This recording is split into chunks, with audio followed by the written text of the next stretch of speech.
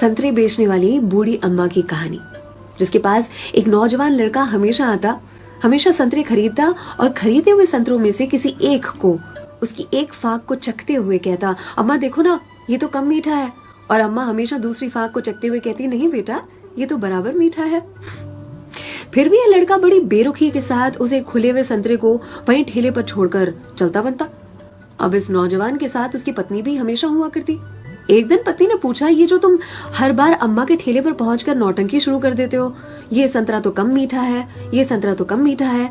संतरे तो मैंने भी चखे हैं, बराबर होते हैं, लेकिन फिर इस नौटंकी के पीछे राज क्या है, चाहते क्या हो तुम?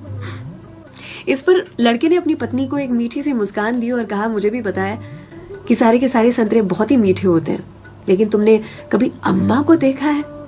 अम्मा इतनी गरीब है कि जो बेचती हैं उन्होंने कभी चखा भी नहीं होगा, इसीलिए तो एक खुला हुआ संतरा उनके ठेले पर छोड़कर आ जाता हूँ, मेरी ओर से उनके लिए। अम्मा के बाजू में जो सब्जी वाली थी, उसने एक दिन कहा उनसे, आपको पता है ये जो सरफिरा आपके ठेले पर आता है संतरे खरीदने के लिए, इतनी चिकचिक करता है आपसे कि आप नाप तोल में उसे ज्यादा संतरे दे देती हो।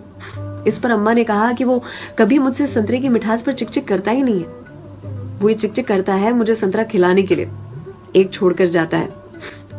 क्या मुझे पता नहीं है? उसकी चिकचिक में भी उसकी प्यार की मिठास नजर आती है।